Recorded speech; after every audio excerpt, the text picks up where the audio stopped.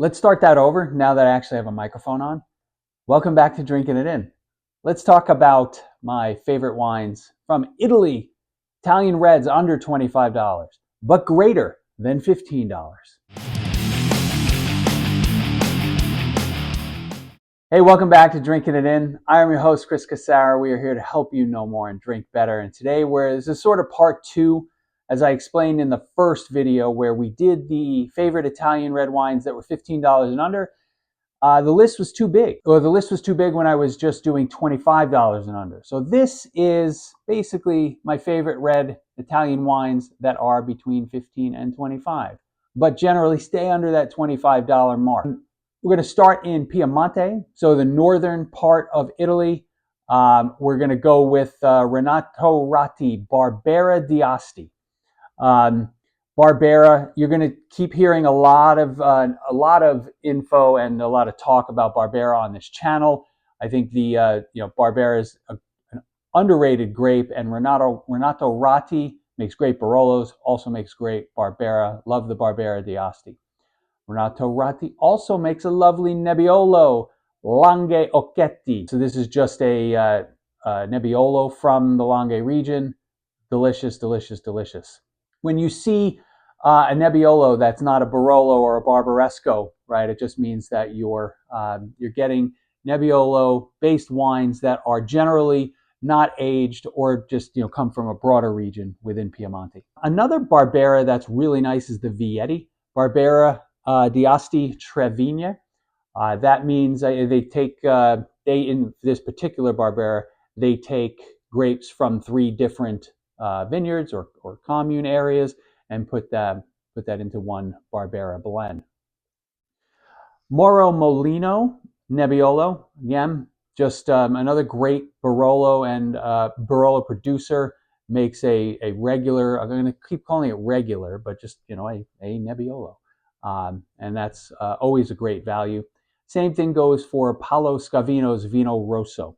Paolo Scavino getting a lot of play with their Barolos, and the Vino Rosso is again a great way to get in at the ground floor and get a sense for what their wines are about. Similar pattern, GD Vira Langhe Rosso. GD Vira, another one of my favorite Barolo producers. Again, along with Paolo Scavino, GD Vira, they both make really well-priced entry-level Barolos that are great. In both of the cases here, these wines are fantastic options under $25. Mocogata Dolcetto d'Alba. Dolcetto is I'm going to say an underappreciated red grape. It's akin to Nebbiolo in terms of its tannin profile. It can get pretty strong, but lovely dark fruit in this wine, and Mocogata, just a great, reliable producer. And then lastly, you've seen the Produttori di Barbaresco wines that are either just not named in a vineyard or actually have a vineyard designation on it. They also do a regular Nebbiolo. There's that regular word again. And if you can find it, if you can locate it, it's a really nice option. I've only had it once, but I was happy enough to basically know that I'm going to have it again as we move forward in the wine journey. All right, we're going to go all the way down to Sicily. I'm not going in order. I'm going from up here down here to Sicily. Spadafora Terra Siciliane Rosso. This was a Nero d'Avola. I don't know if I did a video on it on the channel. I might not have, but I had a bottle of it recently, let's just say within the last 3 months, and it was fantastic. So I'll go back on my notes. If I didn't do a video on it, I'm going to grab another bottle and do another video on it. Really, really great option. Spadafora just started to get brought into the U.S. again. Hopefully we'll be seeing a lot more wine from them. Next on the list, Colossi Nero d'Avola. I've talked a lot about that. It's the house red here. A beautiful Nero d'Avola, just easy to drink and just delicious. Planeta Frappato. Now, Frappato is sort of Pinot Noir-like, right? It's a lighter red wine.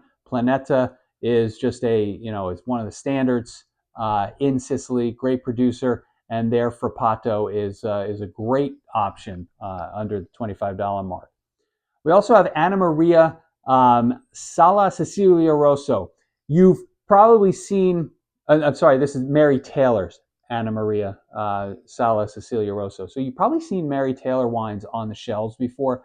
Very clean script labels. They'll do different wines from different areas of the world. So it's not just an Italian producer. I want to say I had an Australian wine from them, but I could be wrong.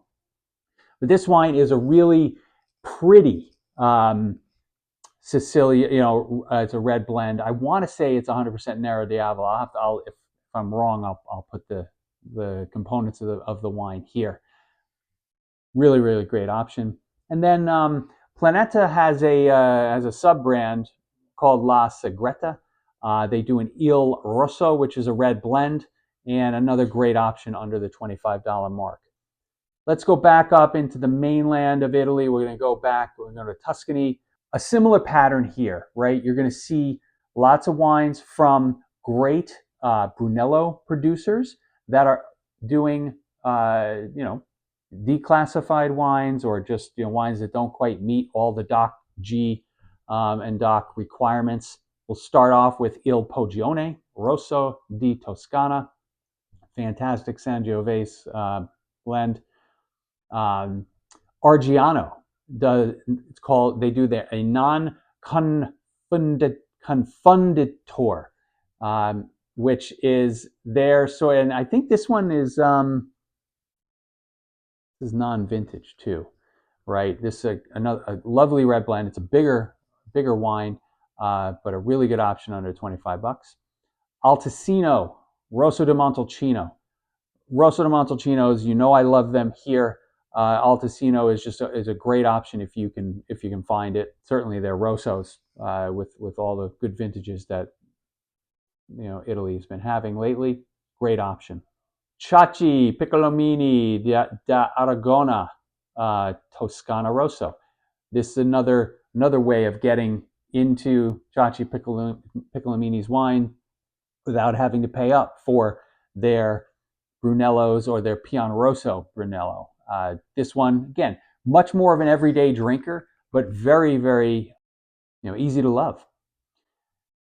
We also have Fattoria Le Pupille Morellino di Scansano. This is a Sangiovese blend. We've talked about this one on the channel before. Since Morellino di Scansanzo doesn't really have a lot of name recognition, this particular wine comes in, very reasonable. It drinks much higher than what it'll cost you. And I think you can get this bottle for like $19. Another favorite of mine is the Capazana Barco Real di Carmignano. Now this is an appellation, the Carmignano is actually they were established, a long time ago, where they require some Cabernet Sauvignon in the blend. So this is a Sangiovese Cabernet Sauvignon blend. Capazana is going to be the one that you'll see the most. I think it's still under $20, still in that like $17, $18 range. Really, really nice. And it's bigger than a normal Sangiovese. So if you like that type of wine profile, you'll be enjoying that. A really good Chianti Classico bargain under $25 is Valpolicella. Had good experience with this. Nice tart cherries, a little dustiness. And it tends to be earthy. Really, really cool experience. And Chianti Classicos are starting to sort of climb up the ladder in terms of price. So I think, Valpolicella is a good one to get before the tariffs come in. Who knows what's going to happen with those. Last but not least, in Tuscany, Fattoria del Cerro, Vino Nobile di Montepulciano. So Vino Nobile, they're bigger versions of Sangiovese wines. They're not Montepulciano, they're Sangiovese. But Fattoria del Cerro, I've seen, it's very well distributed. I've had it a number of times. And I think if you like a nice big Cabernet or Syrah, you'll like this wine. Let's go up to the Veneto, into that Valpolicella region. We had the Allegrini Palazzo del Torre on the under 15 list. So now we're going up to some higher quality producers, or maybe the different styles, right? The Ripasso. We're going to start with a Ripasso from Bertani, Valpolicella Ripasso. Again, Ripasso means processed twice, and so these wines are generally, cost a little bit more. They don't get to the point where they have the cost of an Amarone, but there's extra processing, extra time involved in a Ripasso. So those, if you can find one under $25, then you're really gonna it's gonna be a really nice value. A pretty big brand that I see a bit that I enjoy for Valpolicella is Le Ragose. I've had good experience with that. Again, traditional Valpolicella, nice combination of red and black fruits. And then last but not least, Allegrini, our friends. They Palazzo del Torre, which again is a different, sort of a non-traditional Valpolicella blend. This one is their, Allegrini's Valpolicella Classico. We'll call it the standard Valpolicella blend of grapes, and just a delicious wine that's so easy to like, and just perfect with pizza and pasta. Last but not least, certainly, we're going to Sardinia, and we're going to two grapes we haven't touched on yet. So, Sella and Mosca Cannonau di Sardegna Riserva. So, Cannonau is, anyone care to guess? Because I just forgot what it is. I doubted myself. Cannonau, it's Grenache. So Sella and Mosca, a really lovely Cannonau. Again, Grenache, fairly big in terms of alcohol, but lovely red fruit. And the wines from Sardinia are just delightful. Our friends at Argiolis make Grenache.